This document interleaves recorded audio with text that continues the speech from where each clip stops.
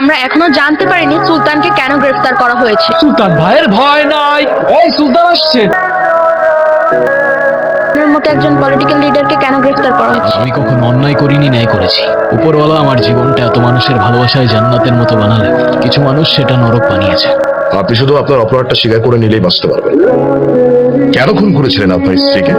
কোথায় আমার ওয়াইফের অ্যাক্সিডেন্টের জন্য আমায় সহানুভূতি দেখাবেন তা না, আপনি তো আমার পিছেই পড়ে গেলেন। না, কোনটা অ্যাক্সিডেন্ট আর কোনটা মার্ডার সেটা আমাকে শেখানোর প্রয়োজন নাই।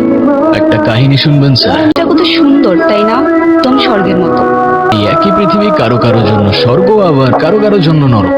মানে এখানে এখানে সবাইকে দিব, ওয়েট করো ওয়েট করো।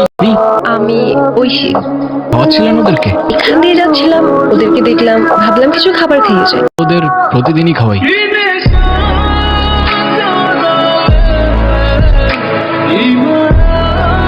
ওরা কেমন আছে? ওদের কথা মনে আছে তোমার? আমি একবার যদি মনে রাখি তাদের কথা ভুলি না। ব্রাউনি, কি দেখছো? কিছু না। আপনার এসব ইমোশনাল লাভ স্টোরি শোনার সময় আমার নাই। লাভ স্টোরি তো এখানেই শেষ স্যার, এরপর তো শুধু ট্র্যাজেডি। আজকে থেকে তোমার আমার কিছু কথা মেনে চলতে হবে। তুমি তোমার ওই ফ্রেন্ডসদের সাথে আর মিশতে পারবে না।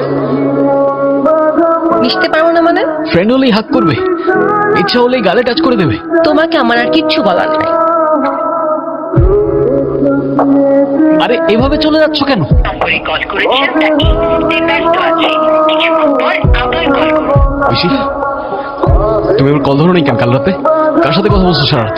সুলতান, দিস ইজ টু মাচ। কি শুরু করছো এখানে? আমি সারা রাত তোমাকে কল করে যাবার, তুমি একটা রিপ্লাই পর্যন্ত করবে না। সারা রাত আমার পাশে, কিভাবে আমি তোমার কল ধরবো? বিয়ে দিতে যাচ্ছে আমার, আর তোমাকে যে বলবো তুমি কিছু করতে পারবা? পাল্টে পারবো আমাকে নিয়ে? আমার তো মনে হয় আমাদের সবকিছু এখানে শেষ করে ফেলা উচিত। পারবো, পালাতে পারবো। তুমি স্টেশনে চলে এসো, আমি ওয়েট করবো তোমার জন্য। ওকে। পালা যাই মানে? পালা যাওয়ার টপিক করতে গেছলো? আমি ওর ছাড়া বাঁচতে পারবো না। তোর এখন কেরিয়ার করার সময়, চলে বলে আঙ্কেলের কি হবে একবার ভাবছো? পালন করিস না ভাই।